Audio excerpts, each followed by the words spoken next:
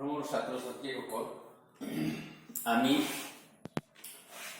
যোৱা ক্লাছত ৰাজনীতি বিজ্ঞান বিষয়ে আলোচনা কৰিছিলোঁ।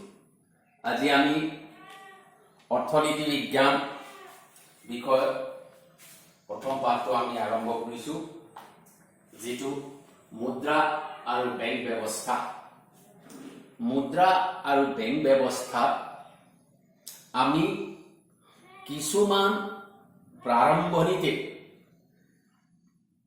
যি কাৰ্যবিলাক সমাধান হৈছিল, সেই কাৰ্যবিলাকৰ ভিতৰত প্ৰথমটো আহিছিল বিনিময় প্ৰথা। এতিয়া বিনিময় প্ৰথাটো, এই প্ৰথাটো কি, আমি প্ৰথম সেইটো চাবলৈ যাওঁ। বিনিময় প্ৰথাটো হ'ল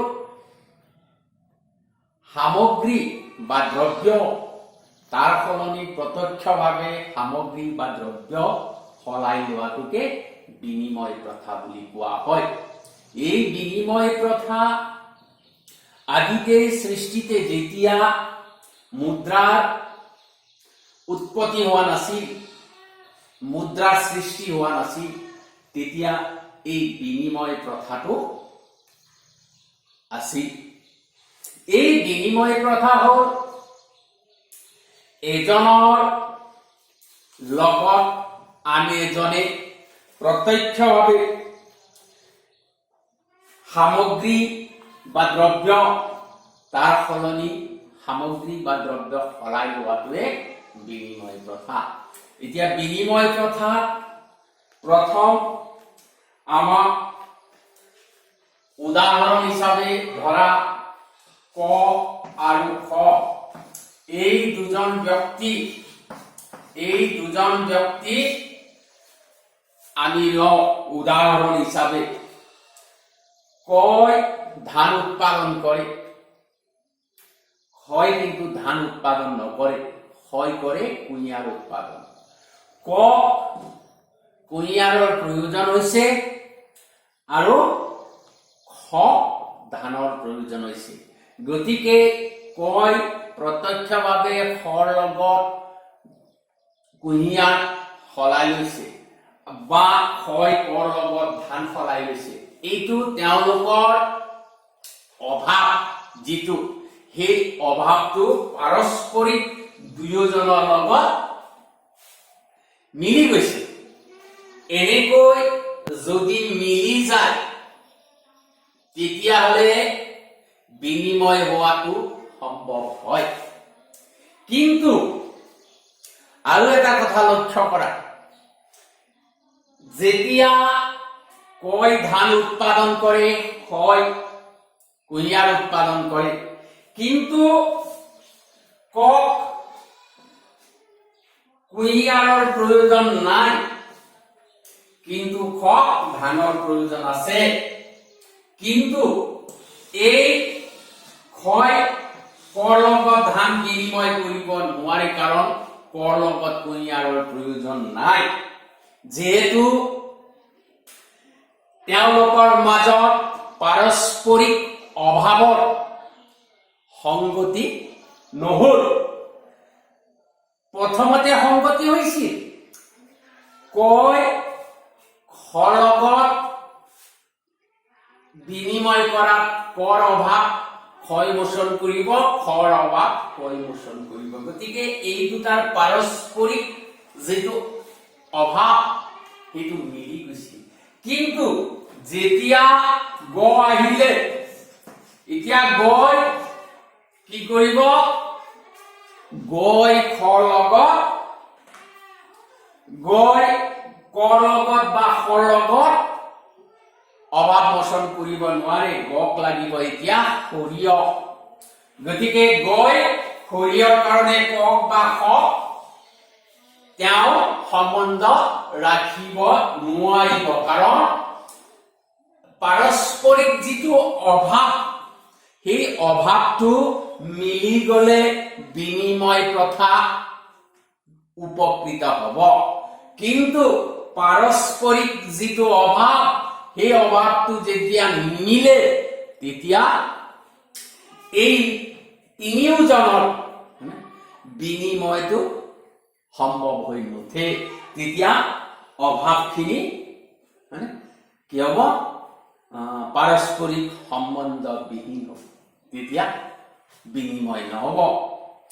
ঠিক তেনেকৈ এই বিনিময় প্ৰথা এনেধৰণে বিনিময় হয়। এতিয়া বিনিময় প্ৰথা মুদ্ৰা উৎপত্তি হোৱাৰ আগত আছিল, কিন্তু ইয়াতো এই বিনিময় প্ৰথাটো বহুখিনি অসুবিধা দেখা দিছিল। য'ত এটাৰ লগত আনটোৰ অভাৱৰ যদি সংগতি নাথাকে তেতিয়াহ'লে সেইটো পূৰণ হ'ব নোৱাৰে। গতিকে বিনিময় প্ৰথা ইয়াক কোৱা হয় যে এজনৰ বস্তু বা সামগ্ৰী প্ৰত্যক্ষভাৱে আন এজনৰ লগত সলাই লোৱাটোকে বিনিময় প্ৰথা বুলি কোৱা হয়। এই বিনিময় প্ৰথা অতীতত আছিল। এতিয়াও মৰিগাঁৱত জোনবিল মেলা নামে এখন মেলা বহে বছৰেকত এবাৰ। সেই মেলাটো প্ৰত্যক্ষভাৱে সামগ্ৰীৰ সলনি সামগ্ৰী বিনিময় হয়। সেইটো এটা বৰ্তমানো উদাহৰণ এটা, সেইটো মনত ৰাখিবা। জোনবিল মেলা, এই জোনবিল মেলা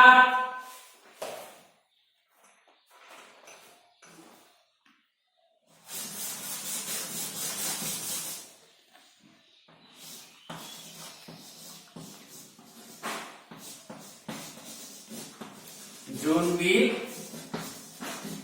মেলা, এই জোনবিল মেলা এতিয়াও প্ৰত্যক্ষভাৱে বিনিময় হয়, এজনৰ লগত আন এজনে সামগ্ৰী সলাই।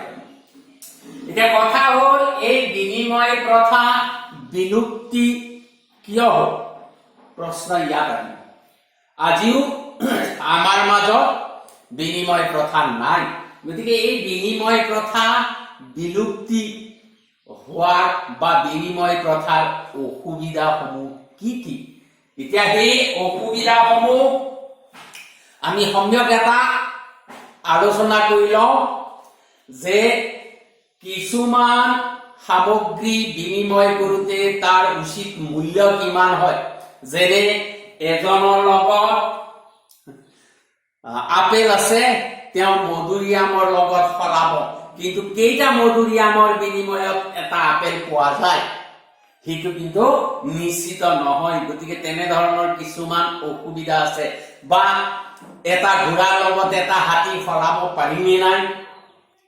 যদি এটা ঘোঁৰাৰ লগত এটা হাতী সলোৱা হয় তেতিয়াহ'লে ইয়াৰ কিভাৱে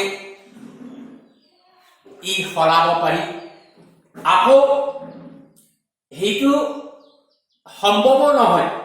হাতী এটা ঘোঁৰা এটাৰ লগত সলোৱাটো সম্ভৱ নহয়। হাতীৰ মূল্য যিমান ঘোঁৰাৰ মূল্য সিমান নহ'ব পাৰে। কিন্তু তেতিয়া সেই কিছুমান অভাৱৰ কাৰণে এই বিনিময় প্ৰথাটো লাহে লাহে বিলুপ্তি হৈ বা মুদ্ৰা সৃষ্টি হৈ ইয়াৰ বিলুপ্তি হৈছিল। গতিকে এই বিলুপ্তিৰ কাৰণ মূলত চাৰিটা। সেই চাৰিটা কাৰণ আমি অহা ক্লাছত তোমালোকক মই আকৌ বুজাই দিম। গতিকে এইটো হ'ল মুদ্ৰা আৰু বেংক ব্যৱস্থা। প্ৰথমতে যিটো সামগ্ৰীৰ সলনি সামগ্ৰী বিনিময় কৰা হৈছিল সেইটোকে বিনিময় প্ৰথা বুলি কোৱা হৈছিল। এইটো হ'ল আজিৰ পাঠ। তোমালোকে আজি ইয়াৰ গৃহকৰ্ম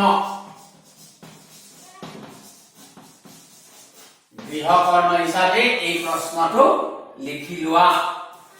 বিনিময় প্ৰথা কি? এই প্ৰশ্নটোৰ উত্তৰ তোমালোকে লিখি মোলৈ পঠিয়াই দিবা। আজিলৈ ইমানতে থাকক। অহাকালি বিনিময় প্ৰথাৰ অসুবিধাসমূহ আমি আলোচনা